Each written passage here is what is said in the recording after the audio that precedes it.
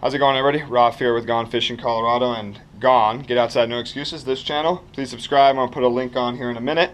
Anyway, I just went over sleep systems that I utilize on my multi-day archery elk hunts here in Colorado. And what I wanted to go over now, you guys, is the next thing. The elixir of life, water, right?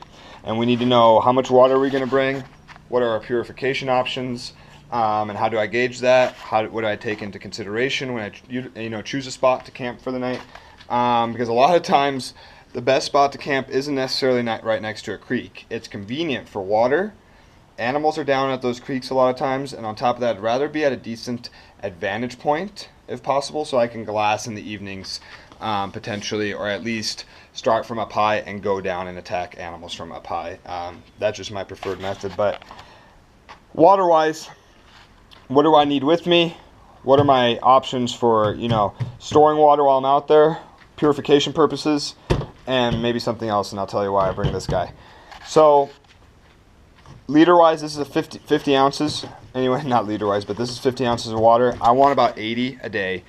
That's what I'm going to suck down, just straight water, okay?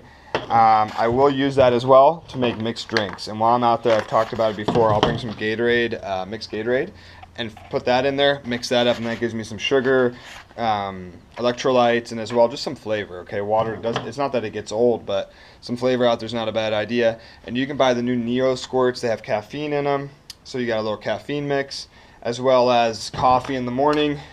I actually have a little tin cup that I bring sometimes, but if not, I can heat up, put it in here, and drink my coffee right out of here. Okay, purification wise, you guys, I have an MSR pump. Okay, there's also the Sawyers. They're smaller. I had those for 3 years. Those things are amazing. They're cheap. They work great. But I ripped the last one, and I was like, you know what? I need a good one. I want an upgrade. I want to process a lot of water, and these guys will pump some water, and they're awesome. It's a nice little pump, and I can utilize it in a stream and get as much as I want. I can probably, in 10 minutes, if I was really working hard, I could process like 2 to 3 gallons of water. Then I have my platypus. This is my storage water for food and filling up in the morning. So let's think about this, you guys.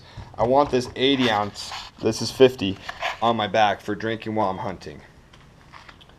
But in the mornings, I don't want to get water first. But I'm using that throughout the day to hunt. So when I come back in the evening, let's say I filled up everything at lunch, I come back in the evenings, I have enough water for food to fill up my drink for the next morning hunt when I leave for the day to go hunt. Might come back at lunch.